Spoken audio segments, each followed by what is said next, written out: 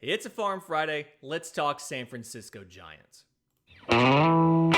You are Locked On MLB Prospects, part of the Locked On Podcast Network.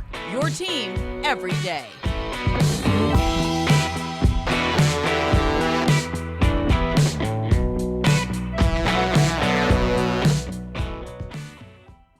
Yes, welcome on into Locked On MLB Prospects, your home for all things minor league baseball. I'm your host, Lindsey Crosby, baseball writer for Sports Illustrated, and thank you for making this your first listen every single day. And today's episode is brought to you by BetOnline. BetOnline has you covered this season with more props, odds, and lines than ever before, because BetOnline is where the game starts. So, single A for the Giants, the San Jose Giants. A lot of the talent in this system, the high-end talent, I feel like is in single A and high A. So, San Jose Giants. And quick caveat, as we're going through some of these guys, Marsha Luciano, number one prospect in the system, the shortstop, was just promoted from single A to high A. So when I start off with the number 4 prospect in the system, Aeverson Arteaga, I didn't forget about Luciano. He's in the Eugene Emerald section. Want to clarify there. But I think let's talk about Arteaga. 2019 IFA at the time was the largest bonus they put, like at the time. That was the largest bonus they paid to anybody in 2019. And he didn't make a stateside debut until 21, but absolutely is a no-doubt shortstop. I mean, one of the safest bets in this entire system to still be a shortstop in 4 or 5 years.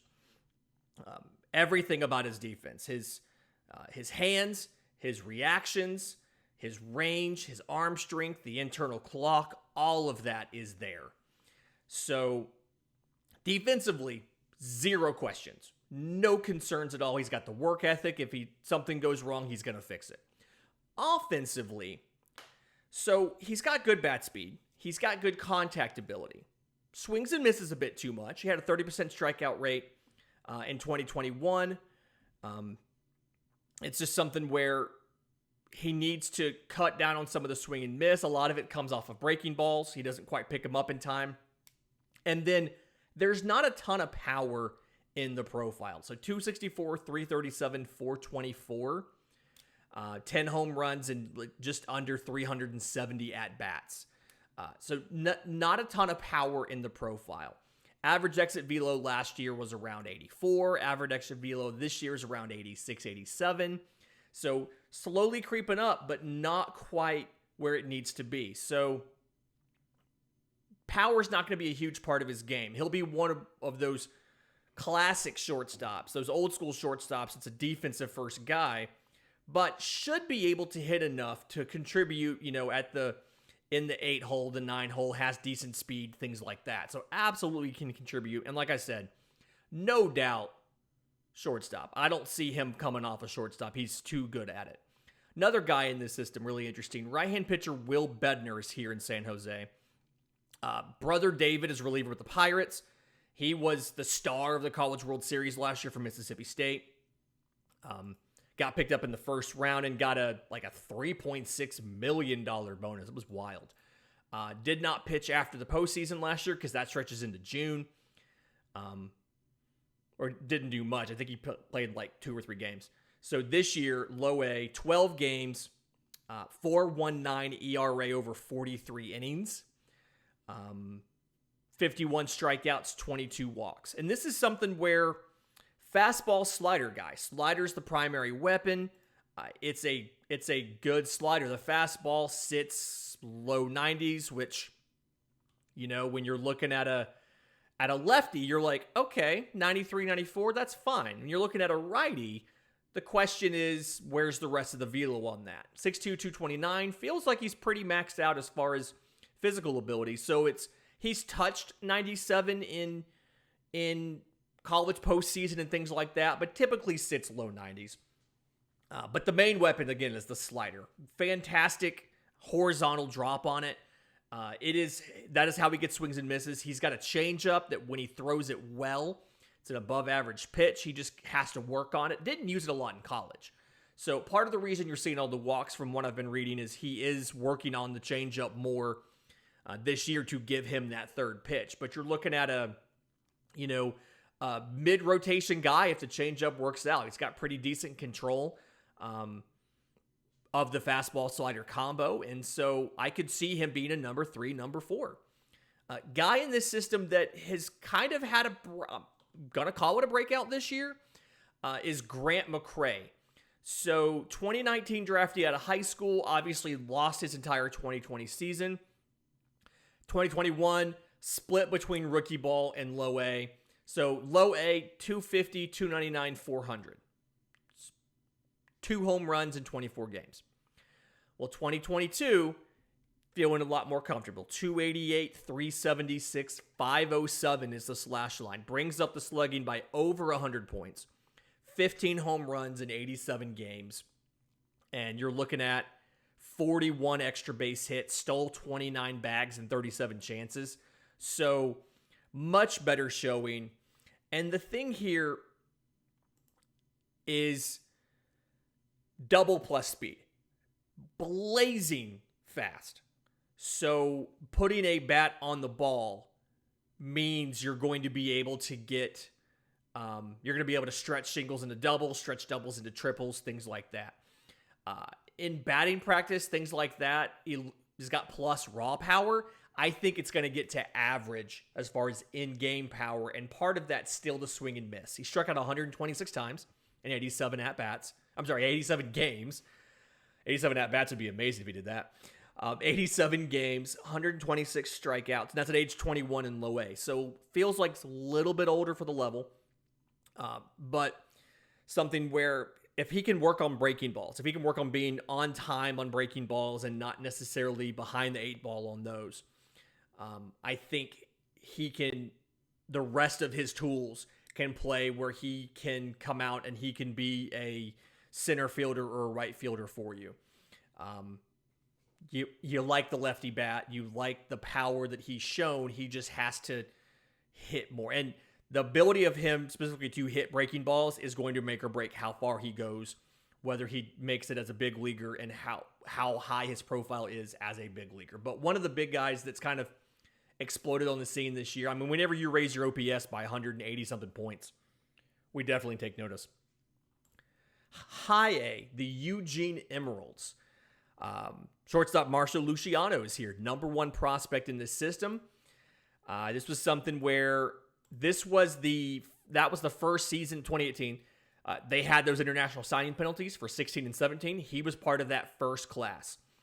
They debuted him in the rookie league, just skipped the DSL completely. Did well. 2020 alternate site. And then got to low A, started slow, and then took off, and now is in high A.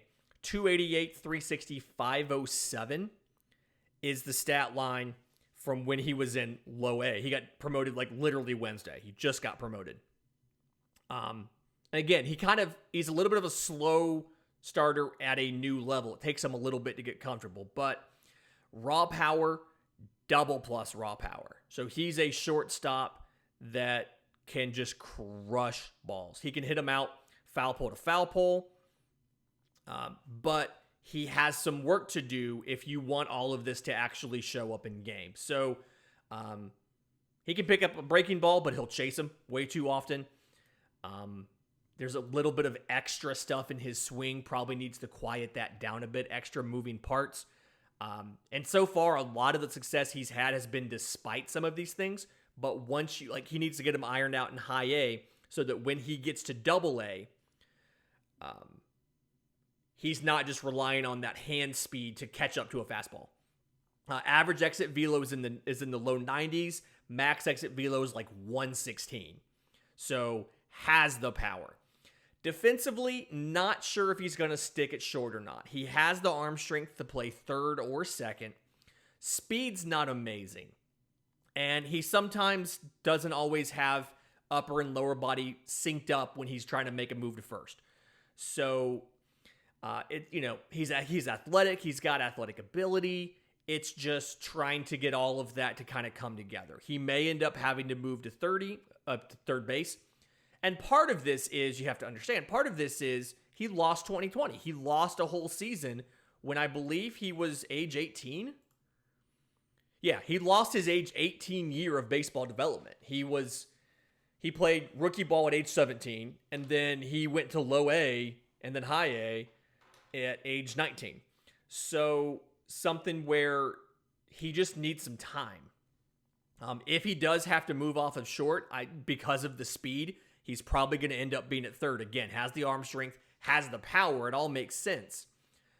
It's just a question of, can he work on I'm not going to say self-control, but can he work on not chasing?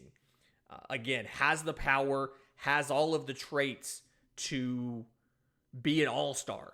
It's just a question of, can you refine them a little bit to get there? Right behind him, outfielder Luis Matos, top 3 prospect in the system. Big power, just tons of power, huge upside, great contact ability. He's having a bad year. 250 at-bats. He's batting 188, 270, 312 with 7 home runs. We know he can do more than this. Last year, he was the only player in the minor leagues who hit better than 300 over 450 or more at-bats while striking out less than 70 times.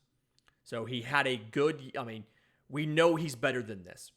He was too aggressive last year. He saw like 3 pitches per at-bat. So I think that's part of the reason he didn't strike out a ton. And this year, he's been too passive. He's been too conservative, and he's obviously been trying to work on that, but he's taken it to the wrong extreme. So he gets into bad counts. He gets jammed on a pitch, weak contact. He's had some bad luck as well. So he's probably not as prolific as last year, but he's not as bad as he looks this year, kind of in the middle. Defensively, he's in center field. He might stick there, but it feels like he's more likely to move to a corner. And if he does, he'd move to right. Above average speed, above average arm, would be an above average defender in right versus an average, I think at best, in center. So somebody who just needs to get comfortable, is struggling a little bit, has a very high ceiling, should be like one of your long-term outfielders. You just have to work through this rough patch that he's having so far this year. Another guy, and a guy that I want to bring up real quick before we go to a break is Hunter Bishop. Controversial guy in the system. A lot of questions about Hunter Bishop because high draft pick of this team, right? So first rounder in 2019, 6'3", 212. Has all the physical tools, has all the stuff you love. Best athlete in the system. Walked on at wide receiver at Washington. Batting 229, 319, 423 right now. 13 home runs. He's old for the level. He's 24. And so he's batting 229 at age 24 in high A. Again, best athlete. I don't necessarily know at what point do we no longer have him in our top prospects, because typically a first round pick gets a little bit of understanding, and he lost to 2020, but 76 games, struck out 106 times, 13 home runs, 17 to 19 on stolen bases. So offensively feels like a 3 true outcomes kind of guy, and most of it's just strikeouts. The most common outcome is the strikeout. Defensively, he can stay in center field, but he's not gonna be your option to play there every day. His arm is significantly below average, so you're looking at moving to left field. Can he make enough contact for the power to pay off? It's an interesting situation, and one that I want to see. I feel like this season is the make or break year for Hunter Bishop. We're 2/3 of the way through the minor league season. I want to see what he does here. Again, top pick, 10th round in 2019. It's kind of early. I'm not calling the career, but I'm saying that this is the year where we need to see improvement in the back half of the schedule to know should he still be a top prospect for us or not. In just a minute, I want to get to the Double-A Richmond Flying Squirrels. Interesting collection of talent there and a couple questions about this system. But first, today's episode is brought to you by our friends at Blue Nile. Whether you're ready to pop the question or you're celebrating a milestone moment, find jewelry as unique as her with the modern convenience of online shopping at BlueNile.com.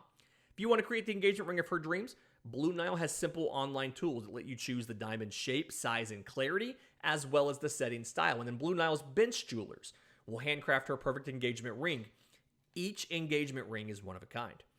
Or if you just want to celebrate life's special moments with fine jewelry, but you're having trouble choosing, Blue Nile has jewelry experts on hand 24/7, available via phone or chat to help you find a memorable gift at every budget.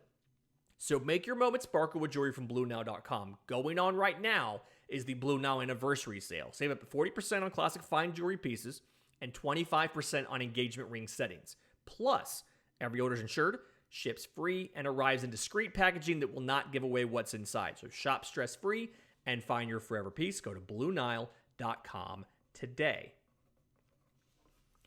Okay, the Double-A Richmond Flying Squirrels.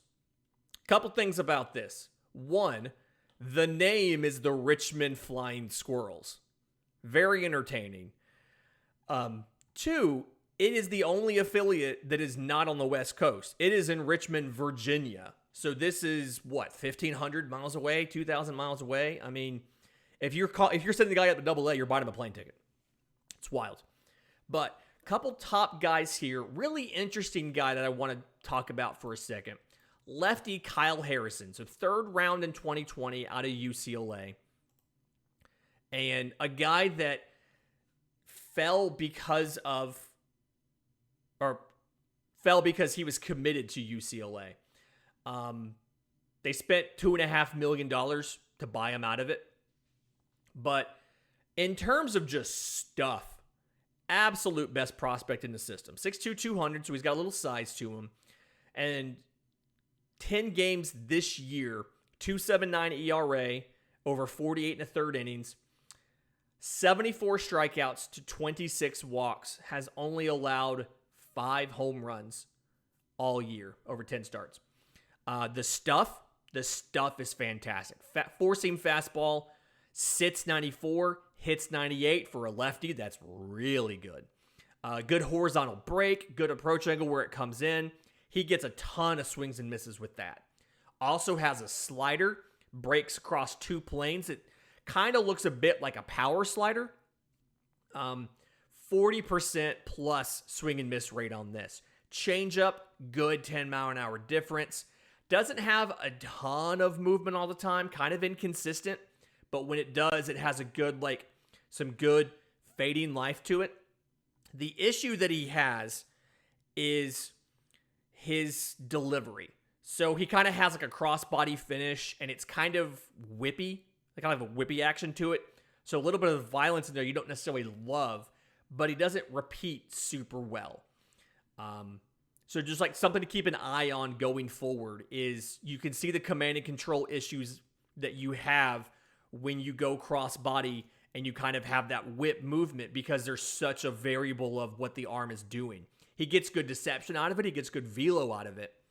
But it's just something where you can see it he doesn't go incredibly deep into games because of pitch count, because of the movement of that, because of that whippy arm action and the fact that it means that he can't always repeat it from pitch to pitch to pitch. If he can work on that a bit, I think he's a number 3 starter is what you're looking at most likely, and he could be better than that. He could be a number 2. Like I said, best pure stuff as far as any pitchers in this system. You just have to work on that a little bit.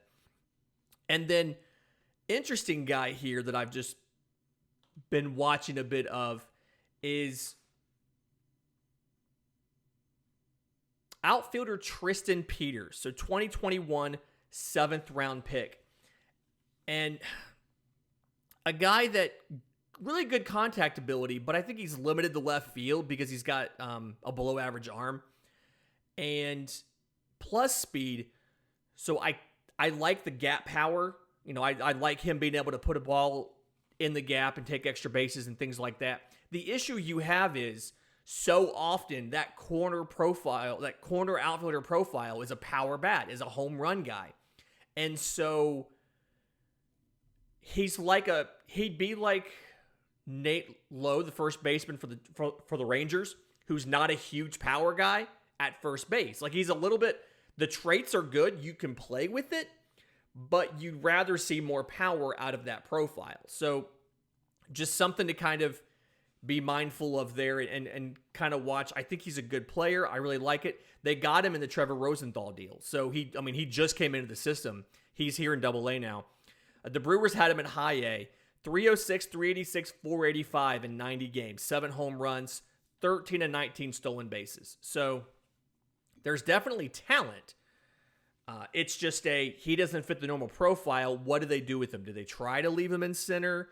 Do they just go ahead and leave him in the corner where I think it's probably the best outcome for him as far as defense goes? But again, with the arm, you're leaving him in left. So in just a minute, I want to have a conversation about the catchers and then talk about this AAA team in Sacramento.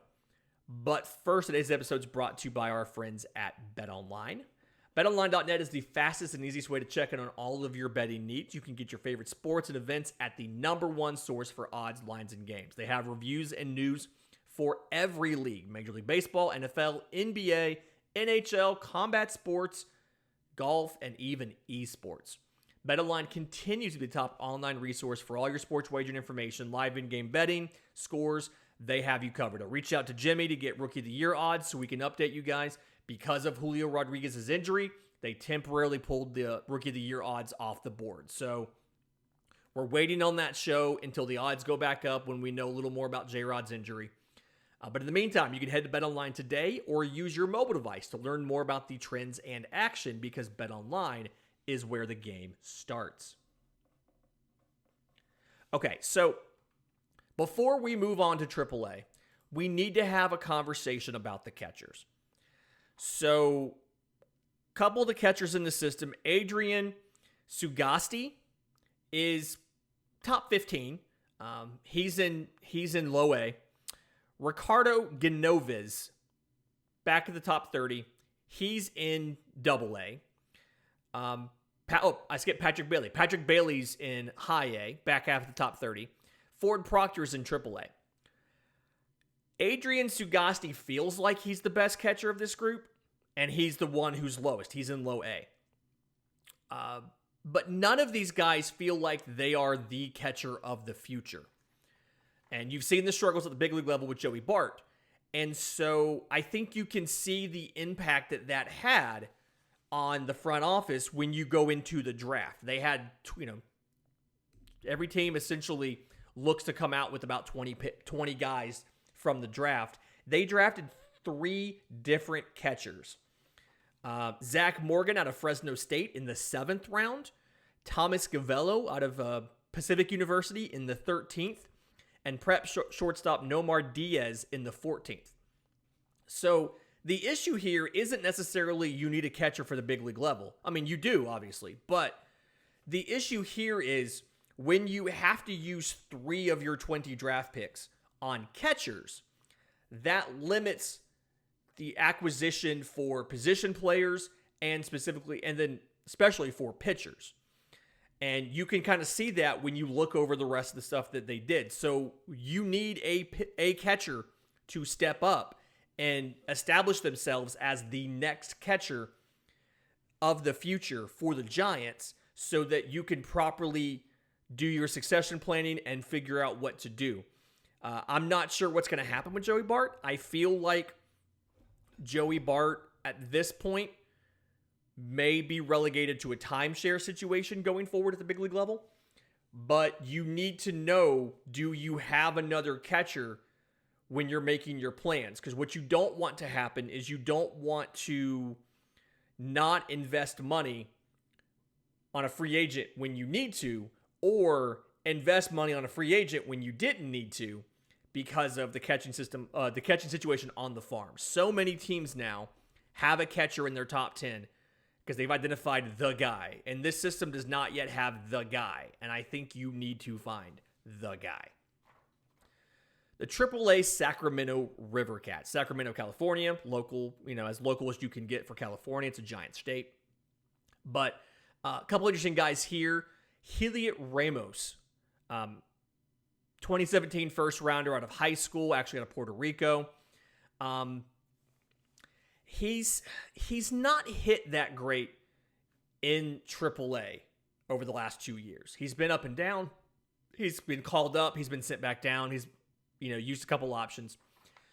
But he needs to hit the ball with more power. So 218, 309, 325 right now, and like 300 at-bats in the minors, 7 home runs, 325 slugging. And it's something where 5'9", 233. So thicker body, shorter build.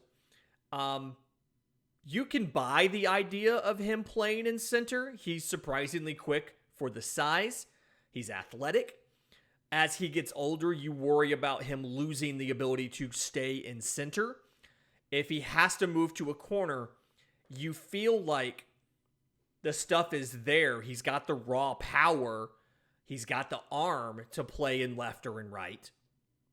But then you just haven't seen a ton of quality contact made. And it's something where he had been working pull side for a lot of his power. Then he tried to change approaches into a, spray it all over the field or, hit it where they ain't kind of thing.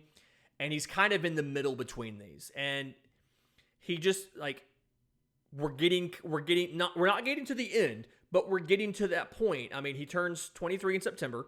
We're getting to the point where we need to figure out which approach is it going to be and what ultimately are you going to be. Because if you're going to stick in center, that's fine. We need a little more contact. If you're going to stick in a corner, that's fine. We need a little more power. If you want to give us both of those, that'd be great. Doesn't always happen. But we just got to figure out what's going to happen with Heliot Ramos. I feel like we're kind of running out of time on this. And then there's some lower level guys at profile in here. Gregory Santos is a right-hand pitcher, back half of the top 30. I have him just out of the top 30. It's just hard for me to put a guy who I kind of think is a reliever in the top 30. Power, fastball, slider, those are the two bread and butter pitches. I think he's an effective reliever. I don't necessarily have him as a starter right now.